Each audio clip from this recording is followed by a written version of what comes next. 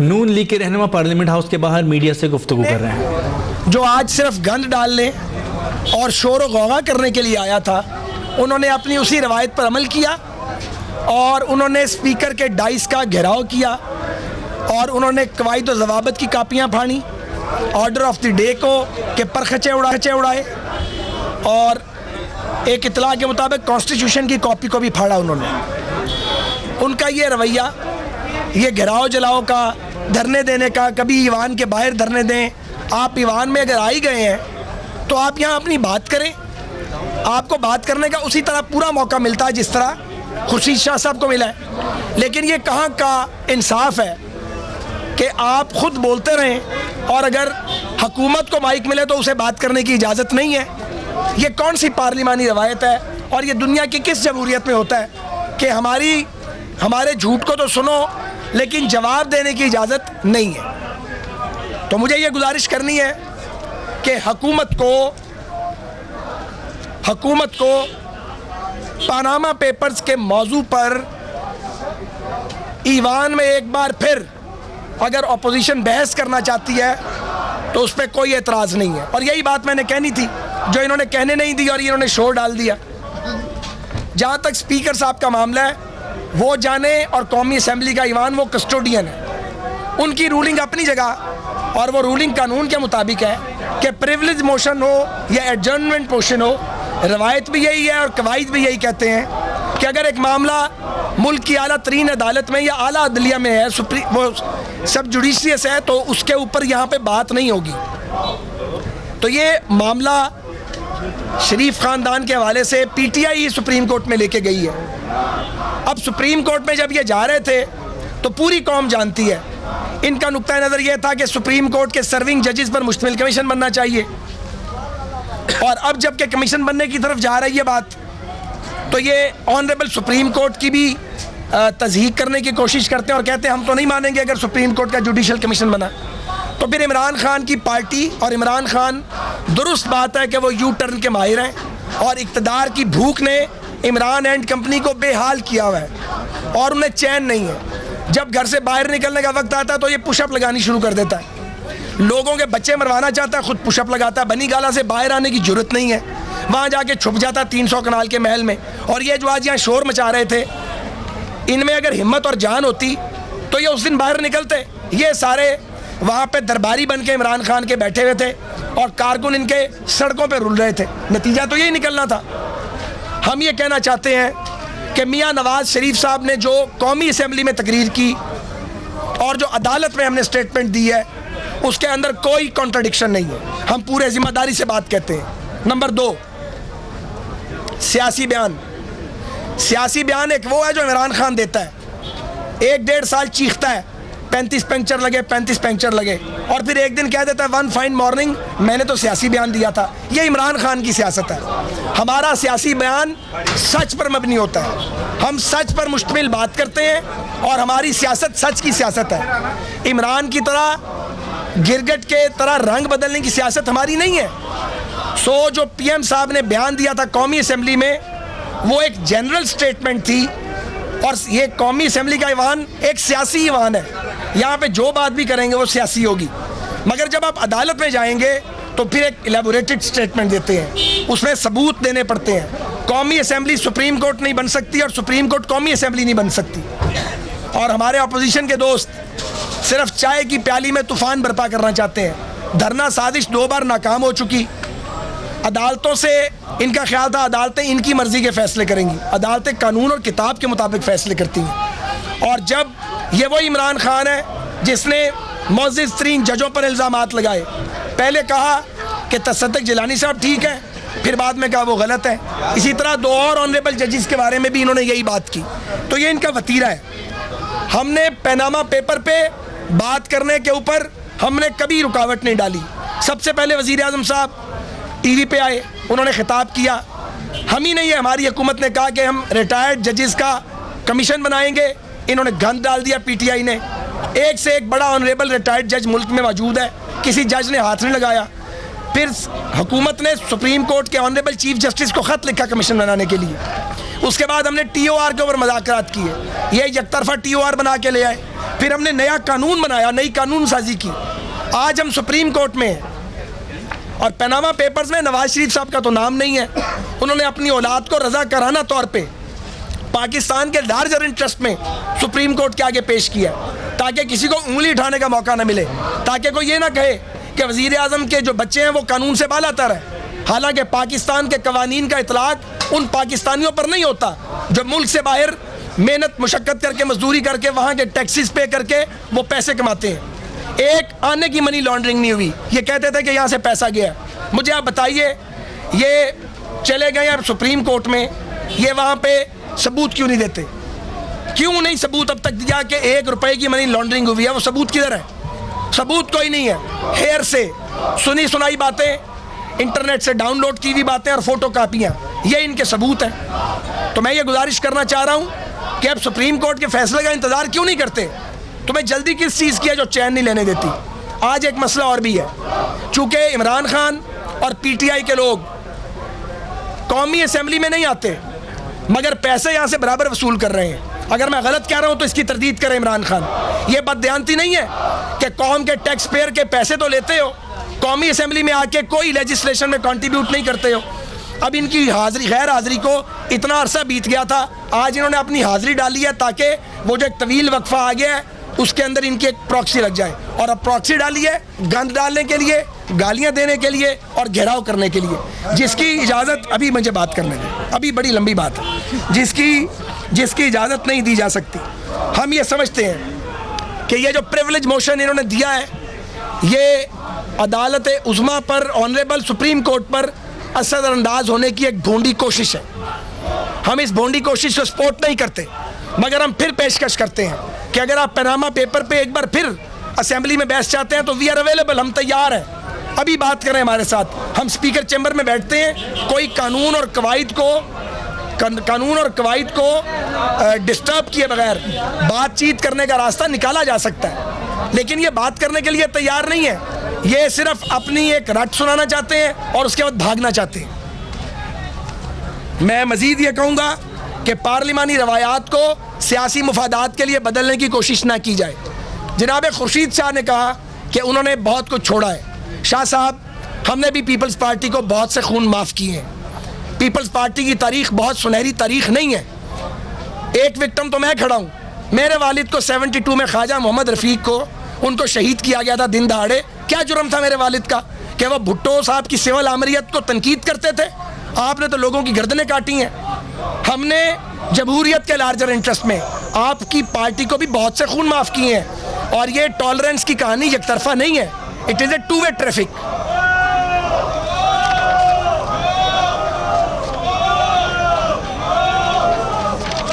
और मैं ये भी कहूँगा कि PTI हर वक्त ईवान को और पार्लियामेंट को गालियाँ निकालती है, हर वक्त। इसी ईवान को ये जाली ईवान कहते थे। इन्हें तो शुक्रगुजार होना चाहिए PMLN का, गवर्नमेंट का। ये इस्तीफे दे गए थे, इनके इस्तीफे उठा के हमने सीने से लगा लिए और इन्हें इस कौमी असेंबली का हिस्सा रहने दिया, क्योंकि यही पॉलिटिकल मैच्योरिटी थी। हम नहीं चाहते थे कि रोड शो हो या एजिटेशन की मुल्क में सियासत हो। जब ईवान मौजूद है, उसके कवायद मौजूद हैं, हमने प्रोटेक्ट किया है उस मैंडेट को जो इमरान खान को मिला था। इमरान खान ने अपने मैंडेट का बेड़ा गर्क कर दिया था। एक और बात हमें कहनी है कि सिंध और KPK के नाकाम हुक्मरान, 4.25 साल की बैड गवर्नेंस है। कराची को कचरे का ढेर बना दिया, सिंध के शहरों को खंडर बना दिया। खैबर पख्तूनख्वा के अंदर इन्होंने कोई काबिल जिक्र काम नहीं किया। वो जो बिलियन ट्रीज वाला मंसूबा था, वो पता ही नहीं 1 अरब दरख्त किधर गए, कौन खा गया उन दरख्तों को। आज भी वहाँ पटवार का जुल्म है, पुलिस की करप्शन उसी तरह बल्कि बदरजा अतम मौजूद है। वहाँ जेलें टूटती हैं, वहाँ लॉ एंड ऑर्डर की सिचुएशन वर्स्ट है। बजाय अपने सूबों में सर्व करने के, ये सिर्फ इसलिए ये एफर्ट कर रहे हैं कि 1.5 साल बाद इलेक्शन है और ये बुनियादी तौर पे पीपल्स पार्टी और PTI के दरमियान अब ये रेस लगी है कि असली ते वड्डी ऑपोजिशन कौन सी है। आप ये रेस लगाएं, लेकिन आप सियासत को पलूट ना करें, आप जमहूरियत को आलूदा ना करें। और मैं एक और सवाल पूछता हूँ, पीपल्स पार्टी को किसने रोका है सुप्रीम कोर्ट में हमारे खिलाफ जाने से? क्यों नहीं जाते? इसलिए कि उन्हें पता है उनके पल्ले कुछ नहीं है, सबूत कोई नहीं है। बातें ही बातें हैं, तकरीर कर सकते हैं, कोई प्रूफ नहीं दे सकते। और ये जो गए हैं, इन्होंने जिसको वकील बनाया, वो क्या नाम है उसका, नईम बुखारी। ये कौन है नईम बुखारी? ये वही आदमी है जो मुशर्रफ का प्यादा था और जिसने अदलिया बहाली तहरीक में जो चीफ जस्टिस साहब इफ्तिखार मोहम्मद चौधरी साहब सरखेल थे उस तहरीक के, उनके खिलाफ साजिश की थी। कौम को याद करवाना चाहता हूँ कि इमरान खान का वकील वही है जो अदलिया बहाली तहरीक में कौम की उमंगों के बरक्स परवेज मुशर्रफ के इशारों पर नाच रहा था। आज वो सती सावित्री बन के आ गया है। मैं ये कहना चाहता हूँ, अल्हम्दुलिल्लाह हमारे लीडर, हमारे कायद मोहम्मद नवाज शरीफ एक सादक और अमीन शख्स हैं। वो झूठ से नफरत करते हैं, वो झूठ नहीं बोलते, वो झूठ की सियासत नहीं करते, वो असूलों की सियासत करते हैं। उनके कौल फेल में कोई तजाद नहीं है। हम हैरान होते हैं जब बिलावल मियाँ करप्शन की बातें करते हैं। जो शख्स करप्शन की चूरी खाकर जवान हुआ हो, उसे करप्शन के बारे में बात करने से पहले आईने में अपनी शक्ल देखनी चाहिए। और जब इमरान खान करप्शन की बात करता है और सारे पाकिस्तान के चोर खान साहब आपके इर्द गिर्द इकट्ठे हैं, आधे तो यहाँ मौजूद हैं जो शोर मचा रहे हैं। अब मैं हैरान हूँ कि 300 कनाल के घर में रहने वाला एक शख्स जो चंद हज़ार रुपये टैक्स देता है, उसे शर्म क्यों नहीं आती जब वो लोगों की टैक्स गिनता है। मैं हैरान हूँ इमरान खान साहब आपकी ढिठाई पर और आपकी बहादुरी पर भी कि आप किस तरह झूठ बोलते हैं। आप इस दौर के गोएबल्स बन गए हैं, खुद सारी वारदातें करते हैं और लोगों के ऐबों की तरफ आप उंगलियां उठाते हैं। आपको मालूम है कि शरीयत में इसकी सख्ती से मुमानियत है। कभी आप लोगों पर लानत भेजते हैं, कभी आप गालियां निकालते हैं। तो मुझे ये, मैं बात ख़त्म कर रहा हूँ, मुझे ये गुजारिश करनी है कि मुस्लिम लीग नून को, हुकूमत को, मैं फिर कह रहा हूँ तकरार से, कौमी असम्बली में पनामा पेपर्स पर अगर दोबारा या सेबारा बहस शुरू होती है कोई एतराज़ नहीं है, लेकिन उसके लिए इन्हें हमारे साथ बैठना चाहिए। स्पीकर साहब के साथ बैठ के एक ऐसा रास्ता निकालें कि असूलों के जो कवायद और ज़वाबित हैं उनको भी हम तलाश ना करें, क्योंकि सुप्रीम कोर्ट में मामला है और सुप्रीम कोर्ट पर असरअंदाज होने की कोशिश किए बगैर अगर पनामा पेपर पे आप बहस करें तो हम उसके लिए तैयार हैं। बताइए, आपके वज़ीर-ए-आज़म के लॉयर ने ये कहा, मैं दोनों ले लेता हूँ साले भाई, पहले इनको फिर आप। सुप्रीम कोर्ट में आपके वज़ीर-ए-आज़म के लॉयर ने कहा हमारे पास सबूत मौजूद नहीं है और जो वज़ीर-ए-आज़म ने स्पीच की पार्लियामेंट हाउस में वो सियासी तकरीर थी, लिहाजा उसका और उसका कोई कंपैरिजन नहीं बनता। कॉन्ट्राडिक्शन तो है सर, कोई कॉन्ट्रैक्ट बोला गया मैंने, कोई कॉन्ट्राडिक्शन नहीं है। पॉलिटिकल स्टेटमेंट हमेशा असेंबली में दी जाती है और वो फैक्ट्स पर मबनी होती है। अदालत के अंदर एक आप जुडिशल स्टेटमेंट देते हैं जो ज़्यादा एलेबोरेटेड होती है, और जो पीएम साहब ने तकरीर की है और जो पीएम साहब का स्टेटमेंट गया सुप्रीम कोर्ट में, अगर उसमें कंट्राडिक्शन होगी तो अदालत उज़्मा के ऑनरेबल जजेस मौजूद हैं। पीटीआई जज बनने की कोशिश ना करे, जिनका ये काम है वो इसको बखूबी करना जानते हैं। जजेस की भी यही राय थी। खैर साहब ये बताएं कि आज हाउस में सीता वाइट का जिक्र हुआ है और कोकीन का जिक्र हुआ है, इसका क्या पस मंजर है? देखिए, हम इमरान खान नहीं बनना चाहते कि हम उनकी जो ज़ाती शख्सी बुराइयां हैं उनके ऊपर तफसील से बात करें। सब जानते हैं कि वो क्या करते रहे हैं, क्या करते हैं, लेकिन मेरी ज़बान जेब नहीं देती कि जो बेनामी किस्म की कार्रवाइयाँ वो करते हैं उनकी तफसीलियाँ बयान करूँ। पहले ये फिर आप ये फरमाइएगा कि आपने तहरीक इंसाफ के जो इस्तीफे हैं उनको अपने सीने पे लगाया, उनको एक्सेप्ट नहीं किया, आज आपको पशेमानी नहीं। हमें खैबर पख्तूनख्वा में इमरान खान की हुकूमत अल्लाह करीम के फजल के बाद मोहम्मद नवाज शरीफ के मुदब्बराना फैसले की मरहून मिन्नत है, क्योंकि याद रहना चाहिए कि PTI single largest majority party नहीं थी बल्कि सिंगल लार्जेस्ट पार्टी थी। अगर हम और मौलाना फजलुर रहमान चाहते और फेडरल में हमारी गवर्नमेंट थी, हम 2 घंटे में हुकूमत बना सकते थे। ये अल्लाह ताला के करम के बाद नवाज शरीफ साहब के तदब्बुर की वजह से आज KPK में हुकूमत मिली है। वो हुकूमत जो वफाक पे हमले करती है और वो सूबे के वसाइल को इस्तेमाल करती है वफाक को डिस्टेबलाइज करने के लिए। और दूसरी बात, हमें कोई रिग्रेट नहीं है, इसलिए कि हम मैच्योरिटी की पॉलिटिक्स में चले गए हैं। हम समझते थे कि PTI के इस्तीफे मंजूर नहीं होने चाहिए, वो हमें गालियाँ दें, वो जितना मर्जी दंगा फसाद करें, आखिर उनको लोगों ने वोट दिए हैं और वो अपने जो वोट उन्होंने लिए हैं उनको ज़ाया करना चाह रहे हैं। वोट किसी का भी वोटर हो उसका वोट ज़ाया नहीं होना चाहिए। उनका काम है अपोजिशन करना, लेकिन ये अपोजिशन है कि आप स्पीकर का घेराव करें, आप अब्यूज़ करें, आप खुद बात करना चाहें और कहें कि हम तो बात करेंगे, तुम बात नहीं कर सकते। ये किस तरह की जमहूरियत है? अब उनकी बारी है, अब उनकी बारी, फिर आप आए। आपके साथ मारवी मेमन साहब थी, ये भी उस वक्त मैं इसका जवाब देता हूं, मैं जवाब देता हूं, मैं जवाब आप जरा वो भी बता दें कौन को कि कौन सी गिद्दड़ जिंदगी है अरबपति बनने की हुक्मरानों के बेटों की, ताकि कौन को भी पता चल जाए। पहली बात यह है कि मारवी मेमन मेरे साथ खड़ी हैं। मारवी मेमन पॉलिटिक्स में पहली बार आई हैं और पहली बार इस मुल्क में किसने ये गलती नहीं की है। लेकिन वो लोग जो रोज़ गलती करते हैं और सियासत में मैच्योर ही नहीं होते और बुढ़े तोते बन जाते हैं, उसके बावजूद वो डिक्टेटर्स के बूट पॉलिश करते हैं, ये स्टेटमेंट उनके लिए है। भाई साहब ये फरमाइए, आपने कहा कि हमने पीपल्स पार्टी को अपने कई खून माफ़ किए हैं, तो आपके दौर में जो लाहौर में 14 बंदे मारे गए पैट के, 10 उसकी जिम्मेदारी किस पर आयद होती है? उसका कसूर कौन तो कबूल करेगा और उसका गुनाह किसके साथ? उसका फैसला अदालत करेगी ना, मैं और आप तो नहीं कर सकते। अच्छा भाई साहब ये फरमाइएगा कि आज के रवैये के लिए क्या आपकी बात क्या अगर थी तो फिर इतना कमजोर डिफेंस था?